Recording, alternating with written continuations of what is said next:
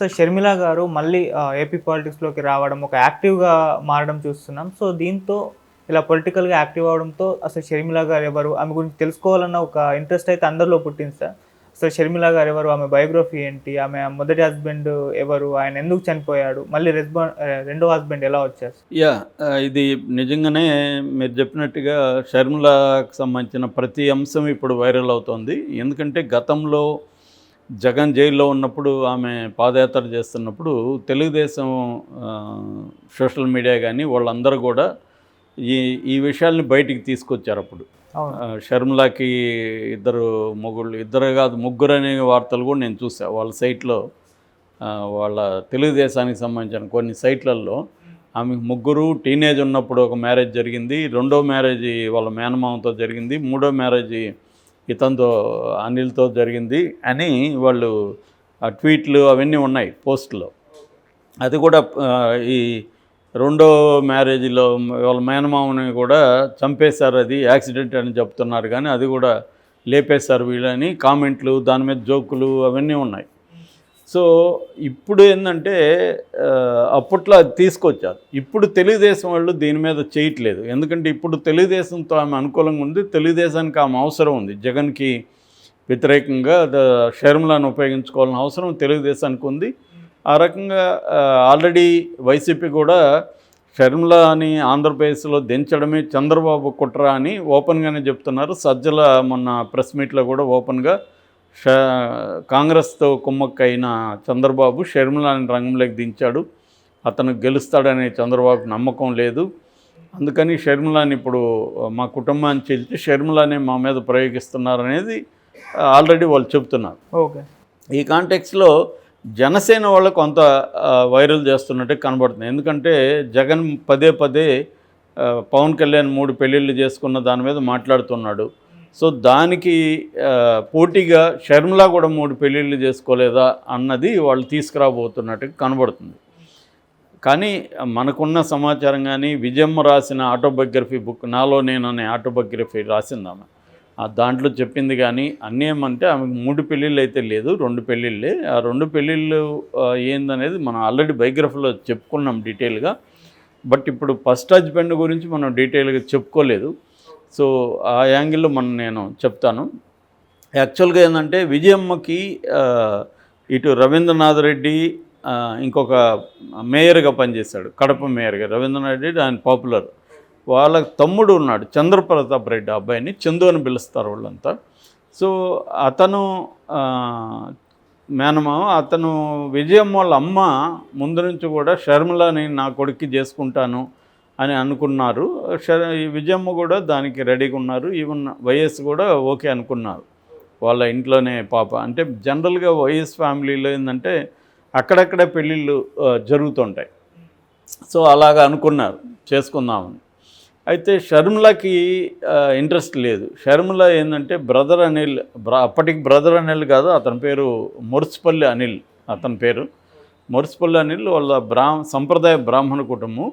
So Murusupalli అనిల్తో ప్రేమలో ఉంది.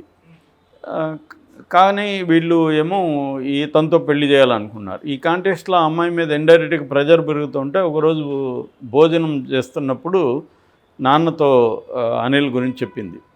So ఇట్లా నేను అనిల్ అని అతను లవ్ చేస్తున్నాను నాన్న, అతన్ని పెళ్లి చేసుకుంటాను అంటే ఆయన కూల్గానే అడిగారు ఎవరు అతను, ఏం చేస్తాడు, అది ఇదంటే అతను ఇట్లా బ్రాహ్మణ ఇది అది ఇదంటే కొంచెం వైఎస్ఆర్కి కంగారు మొదలైంది. ఎందుకంటే వైఎస్ఆర్కి కొడుకు కంటే కూడా కూతురు అంటే చాలా ఇష్టం చిన్నప్పుడు. ఎందుకంటే చాలా చల్లమంటారు మామూలు తమిళ్లో, అటువంటి చల్లకుట్టి అంటారు. అటువంటి ఒక చల్లకుట్టి అనమాట ఈ అమ్మాయి. రోజు ఆయన బయటికి వెళ్ళేటప్పుడు కూడా 100 ముద్దలు ఎంచి పెట్టించుకునేవాడు ఈ అమ్మాయి దగ్గర. అట్లాగే ఇంకొక ఇన్సిడెంట్ కూడా రాసింది విజయమ్మ. అదేంటంటే వైఎస్ఆర్కి స్మోకింగ్ హ్యాబిట్ విపరీతంగా ఉండేది. ఆయన ఎన్ని రకాలుగా ఆయన ట్రై చేసినా మానలేదు. అదే సమయంలో షర్మిలకి చిన్నప్పుడు గోర్లు గోరికి అలవాటు ఉండేది. సో ఈయన గోర్లు గోరికి అలవాటు మానమ్మ అన్నప్పుడు ఆ అమ్మాయి నువ్వు సిగరెట్లు మానితే నేను మారుతానని చెప్పింది. దాంతో ఈయన కూతురు దగ్గర అది మానిపించడం కోసమే దాదాపు 6 నెలలు కష్టపడి సిగరెట్లు మానేశాడు. దాంతో ఇంకా అమ్మాయి కూడా మానేసింది. అలాంటి ఒక అనుబంధం వాళ్ళిద్దరి మధ్య ఉంటుంది. ఫోటోల్లో చూస్తే కూడా మనకి ఎంతసేపు షర్మిల నాన్నతోనే ఉండడం, నాన్న పక్కన కూర్చోవడం, ఇలాంటివే కనిపిస్తుంటాయి. ఈయన పాప్స్ అని పాప అని పిలిచేవాడు. సో అలాగా వాళ్ళిద్దరి మధ్య బంధం ఉంది. ఆమె రాసింది కూడా వైఎస్ఆర్ షర్మిలని ప్రేమతోనూ జగన్ని బాధ్యతతోనూ పెంచాడని కూడా రాసింది ఆమె. సో అలాంటి కాంటెక్స్ట్లో ఈ అమ్మాయి బ్రాహ్మణని పెళ్లి చేసుకొని సంప్రదాయ బ్రాహ్మణ కుటుంబంలో, వీళ్ళదంతా క్రిస్టియన్ కుటుంబం. ఇప్పుడు దాంట్లో వెళ్ళిపోతే ఈ అమ్మాయి ఇబ్బందులు పడుతుంది అక్కడ. రెండోది వీళ్ళ మొత్తం ఫ్యామిలీ కూడా దూరం అయ్యే అవకాశం ఉంది. ఇంతమంది ఫ్యామిలీని దూరం చేసుకొని నువ్వు అక్కడ ఎలా సుఖపడతావు, రెండోది నువ్వు ఆ కల్చర్కి ఎలా అలవాటు అవుతావు అనేది ఆయన ప్రశ్నించాడు. కానీ ఈ అమ్మాయి లేదు, అతను అనిల్ నేనంటే చాలా ఇష్టం, బాగా చూసుకుంటాడు, అది ఇదని చెప్పింది. ఈయనకేందంటే ఇంకా వీళ్ళు మెచ్యూరిటీగా ఆలోచించట్లేదు, ప్రాక్టికల్ ప్రాబ్లమ్స్, ఒక ఇన్పాచ్యుయేషన్తో ఈ అమ్మాయి డిసైడ్ అయిందనేది వైఎస్ఆర్కి ఉండే, సహజంగా తండ్రికి ఎవరికైనా ఉండే ఇదే ఆయనకి కూడా ఉంది. దాంతో ఆయన గట్టిగా వ్యతిరేకించాడు, పెళ్లి చేసుకోవద్దని, చందునే చేసుకోమని ప్రెజర్ పెరిగింది. దాంతో వాళ్ళిద్దరి మధ్య గ్యాప్ వచ్చేసి దాదాపు 2-3 ఏళ్ళు వాళ్ళు మాట్లాడుకోవడం కూడా తగ్గించేశారు. అది బాగా ఇబ్బంది అయిపోయింది ఇంట్లో. దాంతో అమ్మాయి ఆలోచించింది, ఇట్లా నాన్నని వీళ్ళందరినీ బాధపెట్టి నేను పెళ్లి చేసుకొని ఆనందంగా ఉంటాను కాబట్టి వీళ్ళ కోసం మనమే సరెండర్ అవుదామని ఇంకా ప్రెజర్ని తట్టుకోలేక అమ్మాయి ఏం చెప్పిందంటే పెళ్లి చేసుకుంటాను అని చెప్పింది.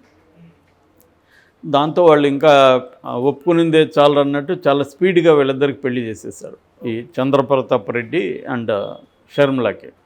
ఆ ఫోటోలు కూడా మనం నెట్లో చూడొచ్చు.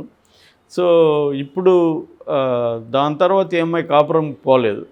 ఎందుకంటే ఈ అమ్మాయి పాయింట్ ఆఫ్ వ్యూలో జగన్ ఎంతో ఈ చందు కూడా అంతే. ఎందుకంటే చిన్నప్పటి నుంచి పెరగడం వల్ల ఒక దగ్గర అమ్మాయికి తమ్ముడు లేకపోతే అన్న ఫీలింగ్ తప్ప ఇటువంటి ఫీలింగ్ లేవు, ఒక భర్త పట్ట ఉండాల్సిన ఇవి లేవు. విజయమ్మ వీళ్ళంతా ఏంటంటే కొద్ది రోజులు పోయినాక నీకు వస్తాయిలే ఫీలింగ్స్, పెళ్ళి అవగానే ఎవరికి రాకపోవచ్చు స్త్రీలకి, మేమంతా అట్లా కాపురాలు చేసాం కదా అన్నట్టుగా వాళ్ళు ఏదో మాట్లాడడం, చందుకు కూడా చెప్పడం కొద్ది రోజులు ఓపిక పడితే నువ్వు అమ్మాయి మారుతుందిలే అని. అలా మారిన కేసులు కూడా చాలా ఉంటాయి మామూలుగా. అంటే విధి లేదనుకున్నప్పుడు వాళ్ళు ఇంకా ఇంతే మన లైఫ్ అనుకున్నప్పుడు మార్చుకునేస్తారు. కానీ షర్మిల కొద్దిగా స్ట్రాంగ్ క్యారెక్టరు, రెండోది అమ్మాయికి ఒక స్ట్రాంగ్ లవ్ ఉంది, లవ్ లేకపోయినా అడ్జస్ట్ అయిపోయి ఉండదేమో. సో దాంతో ఆమె విరమించుకుంది, పోవడం, ఇంటికి పోలేదు. దాంతో వీళ్ళు ఇంకా ఎప్పటికి కలిసే పరిస్థితి లేదని అర్థమైంది. వైఎస్ఆర్ కూడా బాధపడ్డాడు, నేను తప్పు చేశాను అని. దాంతో చందు లైఫ్ని కూడా వేస్ట్ చేశామని చెప్పి అవతల నుంచి వాళ్ళ మదర్ వాళ్ళు కూడా ప్రెజర్ పెడుతున్నారు. దాంతో వీళ్ళిద్దరికి విడాకులు ఇప్పించేశాడు. విడాకులు ఇచ్చినా కూడా ఈ అమ్మాయి బాధగానే ఉంది. వైఎస్ఆర్ కూడా ఆయన ఒక గిల్టీలో ఆయన ఉన్నారు. ఇలా కొంతకాలం గడిచిన తర్వాత ఈ అమ్మాయి నేను ఇట్లా మా ఫ్రెండ్స్ ఉన్నారు అమెరికాలో కొద్ది రోజులు ఉంటాను అని చెప్తే ఈయన కూడా కొంత పంపిస్తేనే మంచిదేమో, కొద్దిగా చేంజ్ అవుతుంది కదా అని చెప్పి పంపించారు. పంపించినాక అప్పట్లో ఎలక్షన్లు ఏవో వచ్చాయి, ఈయన ఢిల్లీలో టికెట్ల గొడవలో ఉన్నాడు అధిష్టానంతో. ఆ టైంలో అమ్మాయి ఢిల్లీకి ఫోన్ చేసి నాన్నతో ఇలా నేను అనిల్ని పెళ్లి చేసుకున్నాను అమెరికాలో అని ఒక బాంబు పేల్చింది. దాంతో ఆయన షాక్ అయిపోయాడు, ఒక క్షణం మాట రాలేదానికి. దాని తర్వాత తేరుకొని కొంత ఆనందం కూడా వేసింది, ఈ అమ్మాయి కనీసం మళ్ళీ లైఫ్లో పడింది అన్న ఒక ఆనందం కూడా వేసి, సరే అమ్మ వాళ్ళకి నువ్వు చెప్పొద్దు, నేను చెప్పి కన్విన్స్ చేస్తాను, నువ్వు అనిల్ కలిసి రండి, ఇక్కడ మళ్ళీ మ్యారేజ్ చేద్దాము, అట్లాగే అందరితో కూడా మనం అనిల్ని యాక్సెప్ట్ చేసే విధంగా నేను చేస్తానని చెప్పి అతను ఏం చేశాడంటే ఒక ఫ్యామిలీ టూర్ ప్లాన్ చేసి అనిల్ని కూడా తీసుకెళ్ళి అందరితో చేశాడు. రెండోది అనిల్కి కొద్దిగా అతన్ని బ్రెయిన్ వాష్ చేసి అతన్ని క్రిస్టియన్గా కన్వర్ట్ చేయమని చెప్పాడు, బెదిరించాడని కూడా అంటారు తెలుగుదేశం వాళ్ళు. మరి బెదిరించారో లేదో తెలియదు మనకి. ఏదేమైనా అనిల్ క్రిస్టియానిటీలోకి కన్వర్ట్ అయిపోయాడు, బ్రదర్ అనిల్ కుమార్ అయిపోయాడు. ఆయనే ఓన్గా అనిల్ ఎవాంజలిస్ట్ గాస్పెల్ ఒకటి ప్రారంభించాడు. దాంతోపాటు brotherAnilkumar.com అని ఒక సైట్ కూడా ఉంటుందన్నమాట. అట్లా ఎవాంజలిజంలో గాస్పెల్ని ప్రచారకుడిగా మారిపోయాడు మనిషి. ఆయన మీద అనేక విమర్శలు ఉన్నాయి. అయితే ఆయన చాలా వ్యాపారాలు కూడా ఈయన పెట్టించాడని చెప్తారు. ఎవరు మన వైఎస్ఆర్. అందువల్లే ఈవెన్ కేఏ పాల్కి వీళ్ళకి కూడా గొడవలు వచ్చిందని చెప్తారు. కార్మిక్ హెల్త్ కేర్ కానీ పవన ప్రైవేట్ లిమిటెడ్ అని ఇది విండ్ది, బయ్యారం మైన్స్ ఒకటి, తర్వాత పినాకల్ గ్రీన్ పవర్ ఒకటి, వైఎస్ హైడ్రో ఎనర్జీ, అంజలి ఇన్ఫ్రాస్ట్రక్చర్, విజయ గ్రీను, ఆర్ఆర్ అగ్రి డైరీ, ఇలాంటి కంపెనీలకంతా కూడా డైరెక్టర్గా ఈయన పేరు ఉంది. సో ఈయన చాలా వ్యాపారాల్లో కూడా సక్సెస్ అయ్యాడు. అటు రిలీజియన్ దీంట్లో కూడా బ్రదర్ అనిల్ కుమార్ అంటే వెరీ పాపులరు. ఇతనేమో ప్రతాప్ రెడ్డి ఏమో 2007లో అతనికి తర్వాత పెళ్లి చేశారు. అంటే అనిల్కి కూడా రెండో పెళ్ళి షర్మిల. అనిల్కి కూడా మొదటి పెళ్ళి వేరే వాళ్ళతో అయింది, రెండో పెళ్ళి షర్మిల. ఆ అమ్మాయికి కూడా విడాకులు ఇచ్చారు ఫస్ట్ వైఫ్కి. ఇక ఈ ఫస్ట్ హస్బెండ్ చంద్రప్రతాప్ రెడ్డి యోగి సినిమాకి కూడా ప్రొడ్యూసరు. మన వినాయక్ డైరెక్షన్లో ప్రభాస్ చేసిన యోగి సినిమా ఉంది, కన్నడ రీమేక్, దానికి ప్రొడ్యూసర్ అతను. వీళ్ళ అన్న మెయిన్ ప్రొడ్యూసరు రవీంద్రనాథ్ రెడ్డి, ఇతను కో ప్రొడ్యూసర్గా ఉన్నాడు. దాని తర్వాత 2007లో కర్ణాటకలో షిమోగా నుంచి బెంగళూరు వస్తుంటే పెన్న సముద్రం అనే ఊరు దగ్గర యాక్సిడెంట్ అయ్యి చనిపోయాడు ఆయన. సో దాన్ని 2007లో చనిపోతే 2012లో తెలుగుదేశం వాళ్ళు అది హత్య అన్నట్టుగా క్రియేట్ చేశారు. కానీ దానికి వాళ్ళని ఆయన హత్య చేయాల్సిన అవసరం వీళ్ళకి ఏముంటుంది? అప్పటికే పెళ్ళిళ్ళు అయిపోయినాయి. ఈమెకి అనిల్తో పెళ్ళి అయింది 95లో పెళ్ళి అయితే ఆల్రెడీ 12 years అయిపోయింది. ఇప్పుడు అతన్ని చంపాల్సిన అవసరం ఏముందో ఎవరు చెప్పలేదు, ఓన్లీ పుకారు క్రియేట్ చేస్తున్నారు.